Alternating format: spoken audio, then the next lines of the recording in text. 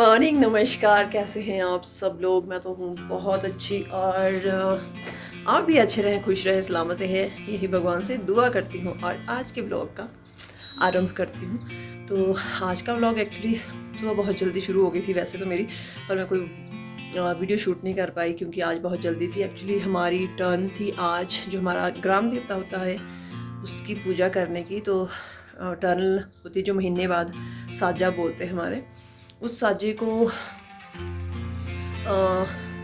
होती है पूजा। हर घर से नहीं, जिसकी टर्न होती है उसी वही जाता है उस दिन पूजा करने के लिए। जब तो जैसे आज हमारी टर्न थी तो हस्बैंड गए हैं पूजा करने को। सुबह सुबह हलवा बनाना था, नीचे चौका देना था। चौका मैंने आपको बताया ना, जो मंडप जैसा बनाते हैं छोटा सा पूजा। और हमारे पठावा होता है एक पीला पीला सा, जो देवदार के पेड़ों से निकलता है, और उससे मंडप देते हैं, मतलब शुभ का जैसा थोड़ा सा डिज़ाइन बनाते हैं वहाँ पे। और वो डिज़ाइन क्या होता है मैंने आपको कई बार दिखाया, पर मैं थोड़ा सा भी आपको और दिखा देती हूँ। तो पहले उसको बनाते हैं, उसके बाद उसकी पूजा करते हैं, हलवा बनता है। और इसमें उसमें एक दुर्वा लगती है। दुर्वा एक घास होता है, दुर्वा जिनको पता नहीं है वो कई जूब भी बोलते हैं उसको। तो वो और एक फूल होता है जो शिव पार्वती का प्रतीक माना जाता है, तो उसको लगाया जाता है गोबर के सिर के ऊपर। तो जो गोबर को प्रतीक माना जाता है गणेश जी का, तो गणेश जी के सिर पे क्या होता है, शिव जी और पार्वती विराजमान होते हैं। तो वो कैसे होते हैं वो मैं आपको बताती हूँ अभी। साजा भी है और अहोई का व्रत भी होता है जो बच्चों के लिए रखा जाता है, बच्चों की दीर्घायु के लिए रखा जाता है, उनको स्वस्थ रहे वो लोग बच्चे, उनके लिए रखा जाता है। मैं हर बार अपने बच्चे की खुद पूजा करती थी, पर इस बार क्या है कि मैं गाँव में हूँ, थोड़ा सा घास का जैसे काम चला है आजकल। तो आज जैसे मेरा फास्ट है, मैं ज़्यादातर बोलती हूँ मैं भूखी नहीं रह सकती, तो ये करवा चौथ के 3-4 दिन बाद आता है, तो मैं वो व्रत भी है आज मेरा। तो बीच में कोई वीडियो शूट नहीं हुआ था क्योंकि काम इतने बिजी होते हैं, वीडियो बनाए होते हैं बट वो कभी डाले जाते हैं कभी नहीं डाले जाते। तो अभी क्या है, अहोई का व्रत भी है, हमारे साजा बोलते हैं जो महीने का, जहाँ से नया महीना शुरू होता है पहाड़ी और हिंदी उससे महीने के हिसाब से। और उसमें हलवा बनता है, और पूरी नहीं बनती, हलवा बनता है सिर्फ। तो ग्राम देवता पूजने हस्बैंड चले गए हैं, और अभी अपने कुल देवता जो घर के देवता होते हैं जो पर्दे में रहते हैं, फिर उनकी पूजा करेंगे। उसके बाद जो हमने चौका दिया होता है उसकी पूजा करेंगे। तो पहले मैंने जो चौके में आपको दिखाया शिव पार्वती और गणेश जी का, वो मैं आपको दिखाती हूँ। चौका लगा है, चौका बोलते हैं ये जो आपने मंडप बनाया है, इसको चौका बोलते हैं। गोबर की लिपाई की पहले, और फिर इसमें ये मंडप दिया, और उसके बाद ये गोबर होता है, गाय का गोबर, इसको गणपति के रूप में विराजमान किया जाता है। और ये शिव पार्वती माने जाते हैं। ये फूल और ये ध्रुवा बोलते हैं, ये घास होती है एक, इसको जूब बोलते हैं जैसे कहीं मैंने बताया आपको। तो ये है हमारे जो हर महीने होता है, जो साजा बोला जाता है हमारे, उस दिन ये मंडप दिया जाता है।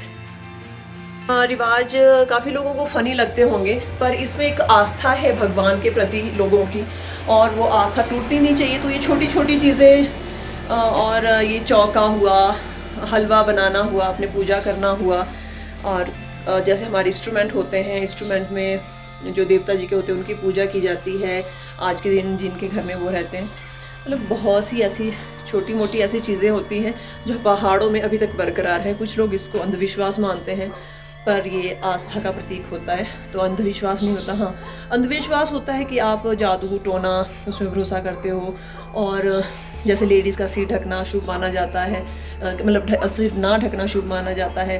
मंथली जो प्रॉब्लम होती है लेडीज़ को, उसका घर में एंटर होना, वो ऑर्थोडॉक्स होता है। बट ये जो हमारा है, ये हमारी आस्था है और हमारा एक कल्चर है ये।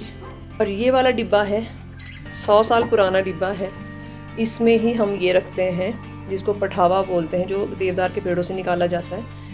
तो पहले अगर ये ना हो तो कई लोग आटा और हल्दी मिक्स करके उसका मंडप देते हैं, बट हम इकट्ठा कर लेते हैं 2-4 साल बाद, तो काफ़ी चल पड़ता है ये। तो काफ़ी पुराना वाला बॉक्स है, पर दादा दादी की निशानी है रखी हस्बैंड और पापा मम्मी ने। देखिए मेरा हलवा बना है जो हस्बैंड लेके हैं पूजा करने के लिए। अब चढ़ेगा ये जो घर में देवता जी है उनके लिए, और जो चौका लगा है वहाँ पर।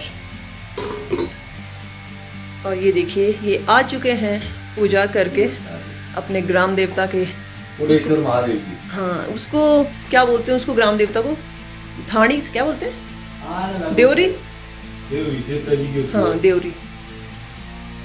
तो ये देवरी के पास से आ चुके हैं। और एक मंदिर होता है वो अपने इष्ट देवते का होता है, वहाँ ही जा रहे थे, यहाँ जा रहे एक बात और, जब हमारे घर में साजा होता है साजा होता है या फिर दिवाली होती है, शिवरात्रि होती है, तो शिवरात्रि के दूसरे दिन जो दिन होता है उस दिन हमारे घर में झाड़ू नहीं लगता, और दिवाली के दूसरे दिन भी हमारे झाड़ू नहीं लगता, क्योंकि बोलते हैं कि लक्ष्मी होती है घर में, भगवान जी का वास होता है, तो हमारे घर में दूसरे दिन झाड़ू नहीं लगता। मतलब जिस दिन त्यौहार ख़त्म हो जाता है उसके नेक्स्ट डे घर में झाड़ू पोछा नहीं होता। मतलब दिन को 12 बजे के बाद आप लगा सकते हो, पर 12 बजे के बाद लगाने का थोड़ा कोई औचित्य नहीं होता। और जैसे आज अभी साजा है, साजे के बाद क्या करेंगे, घर में झाड़ू पोछा नहीं लगेगा। अब सुबह लग गया झाड़ू वही होगा, अब दिन भर कोई झाड़ू पोछा नहीं होगा, ना कपड़े धुलेंगे। उसके पहले नहाना पड़ता है और बाल भी नहीं धो सकते उसके बाद। और मतलब इसको पूजने से पहले, वैसे तो रोज़ होता है हमारे घर में कि जैसे भगवान जी की हमारे रोज़ पूजा होती है जो घर में होते हैं, जब उनकी पूजा हो जाती है तो हमारे घर में झाड़ू पोछा नहीं लगता, उससे पहले सब कुछ करना पड़ता है। तो वैसे ही साजे वाले दिन ये होता है कि पर ये होता है कि हाँ सॉरी, बीच में डबल बातें कर रही हूँ। इसमें पता क्या होता है, साजे वाले दिन आप कपड़े नहीं धो सकते पूजा करने के बाद, पर जिसे रूटीन की हमारी रोज़ पूजा होती है उसमें झाड़ू नहीं लगता, पर आप कपड़े धो सकते हो उसके बाद, क्योंकि झाड़ू तो आपके सुबह सुबह सूर्य उदय से पहले लग जाता है। तो ये प्रथा है, थोड़ी अच्छी भी है, कुछ लोगों को कुछ अजीब लगेगी, पर हम लोगों को अच्छी लगती है। मैं अपनी बात बोलूँ, मैं अंधविश्वासी नहीं हूँ, पर थोड़ी अपने भगवान में आस्था है, अपने कुल देवता, कुलिष्ट, कुल देवी, इनको मैं मानती हूँ, ग्राम देवता जो हमारे होते हैं इनको मैं मानती हूँ, आस्था है उसमें, बट मैं अंधविश्वास को नहीं मानती। जैसे मैंने आपको बताया एग्जाम्पल कि क्या क्या अंधविश्वास होते हैं। तो ये है हमारे पहाड़ों की प्रथा, और दिन भर क्या रूटीन होता है वो तो आपसे शेयर करती रहूँगी मैं। और तो मिलते हैं कुछ नई चीज़ों के साथ। आज जैसे अहोई का व्रत है तो मैंने नारियल निकाल लिया है, इसको मैं थोड़ा सा छील लूँगी। अब ये थोड़ा मुश्किल होता है इसको बाहर से निकालना, और अंदर वाला तो इससे भी ज़्यादा मुश्किल होता है। तो पूजा में जैसे ये भी चढ़ता है नारियल आज, और मैं साथ में लाती हूँ ये पेठा। पेठा ऐसा होता है ज़्यादा दिन ख़राब ही नहीं होता, और मिठाई लाओगे आप तो मिठाई जल्दी ख़राब ही हो जाती है, और पूजा में ना पेठा ज़्यादा अच्छा होता है, क्योंकि फ्रूट का फ्रूट भी हो गया और मिठाई की मिठाई भी हो गई। तो मुझे अभी ये तैयार करना है शाम की पूजा के लिए, और ड्राई फ्रूट्स तो होते ही हैं बीच में। तो पहले क्या होता है दिन भर का रूटीन वो मैं बताती हूँ कि कैसे पूजा की जाती है, कब कब की जाती है, वो मैं आपसे शेयर करती रहूँगी। कुछ टाइम पहले ये चीज़ें इस्तेमाल में लाई जाती थी। इसका क्या बनता था, इसमें ना एक्चुअली जो घर में लकड़ी वाला चूल्हा जलता था उसके ऊपर जो बर्तन होते थे इस्तेमाल किए जाते थे वो काफ़ी काले हो जाते थे, उनको साफ़ करने के लिए इसका इस्तेमाल किया जाता था, इसका स्क्रबर बनाया जाता था। अब तो आप स्क्रॉच ब्राइट, स्टील वूल स्क्रबर, पता नहीं क्या क्या मिल जाता है मार्केट में, बट पहले ये होते थे। इससे आप जैसे अब आप हाथ धोने के लिए क्या करते हो ना, मैनीक्योर पेडिक्योर करवाते हो, तो पहले इससे ही हाथ को साफ़ किया जाता था। इसको भिगो के रखते थे पानी में, जब ये थोड़ा सॉफ्ट हो जाता था तो इससे हाथ के मैनीक्योर किया जाता था। तो अब ये चीज़ें इस्तेमाल में नहीं लाई जाती, ये हम क्या करते हैं फेंक देते हैं, जला देते हैं। तो ये चीज़ें इस्तेमाल की होती है, अच्छी होती है, ना प्लास्टिक होता है इसमें, कुछ नहीं है, नेचुरल सारी चीज़ें होती है अगर हम इसको इस्तेमाल करें। और नारियल को मैंने पकाने लगा दिया है, एक्चुअली पका नहीं रही हूँ, ये निकालना मुश्किल होता है। अगर आप इसको खौलते पानी में थोड़ी देर रखोगे, ऐसे उबालोगे, तो ये एकदम से जल्दी निकल जाता है। नहीं तो इसके जो बाहर वाला कवर होता है इसे अलग करना बहुत मुश्किल हो जाता है। तो मैं हर बार यही करती हूँ, गर्म पानी में डाल देती हूँ, थोड़ा ठंडा होने दिया, उसके बाद चारों तरफ से जैसे इसको हाथ में लिया, चारों तरफ से आपके पास हथौड़ी है या कोई ऐसा भारी सा चीज़ है, उससे आपको चारों तरफ इस पर हथौड़ी मारनी है और हर जगह में। तो उसके बाद वो पूरा सांचा वैसे निकल के आ जाता है। शुभ फ्रिज से निकाली है ना, ठंडी है थोड़ी, तो इससे लस्सी पी नहीं जा रही है, बड़े आराम से पी रही। बिल्ली को वैसे बहुत ठंड लगती है।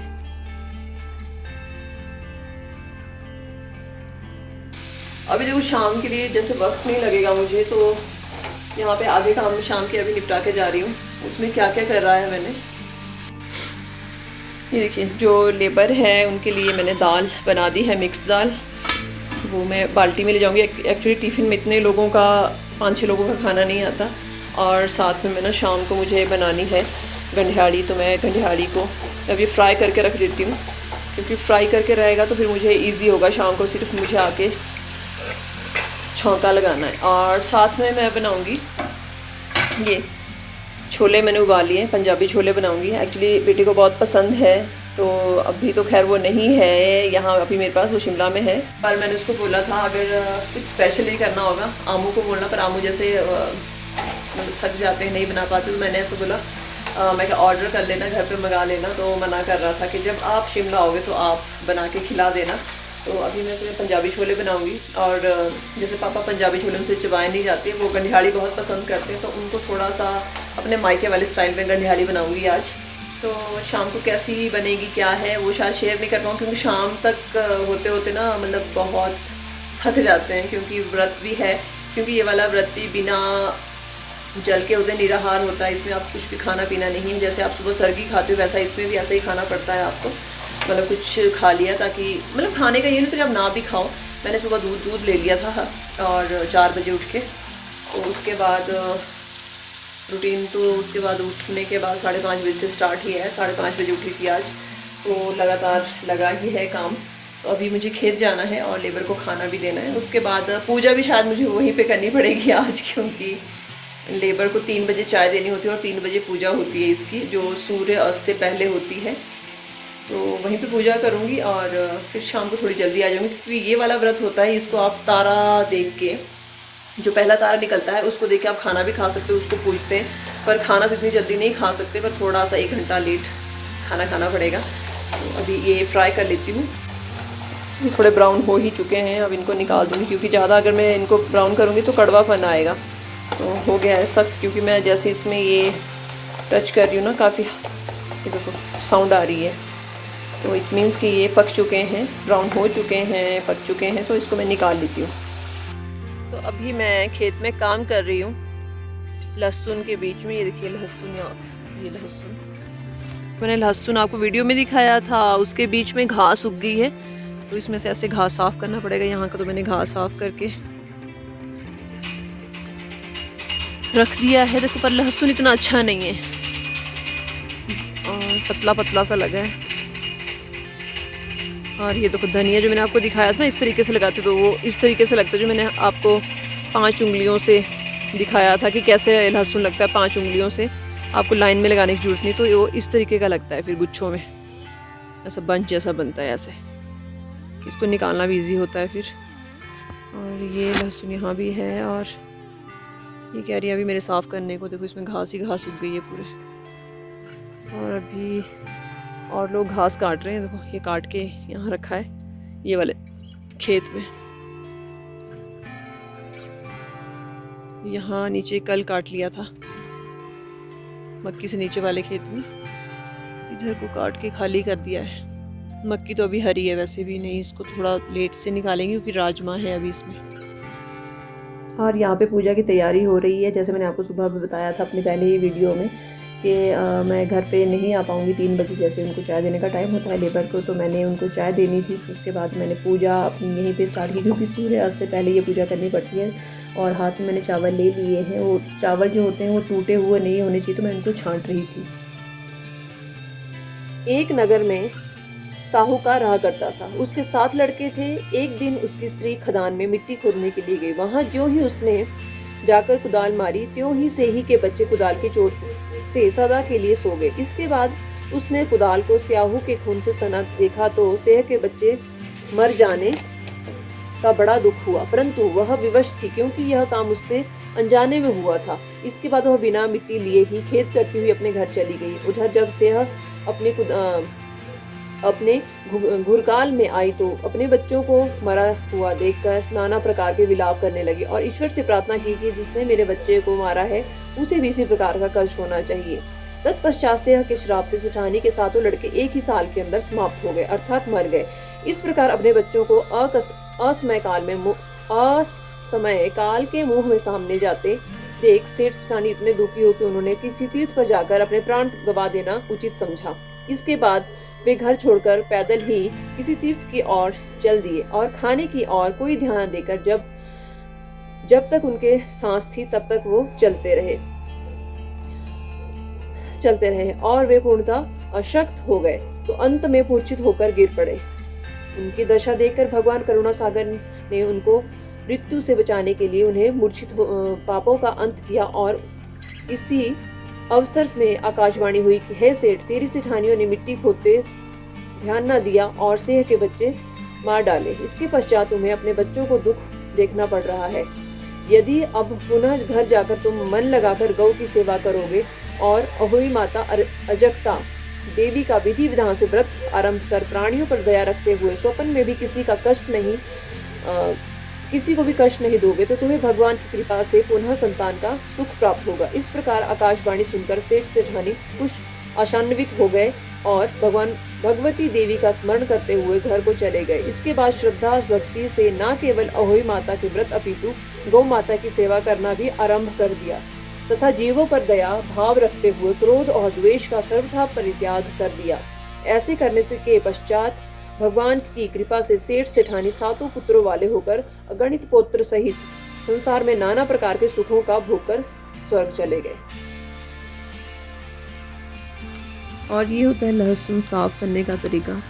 तो लहसुन की जब मैंने बिजाई की थी तो आप लोगों से शेयर किया था कि कैसे खेत बनाए जाते हैं और कैसे उनमें नालियाँ बनाई जाती है, उसमें लहसुन लगाया जाता है, कौन सी साइड से लगाया जाता है लहसुन। तो वो सारी चीज़ें मैंने आपसे शेयर की थी।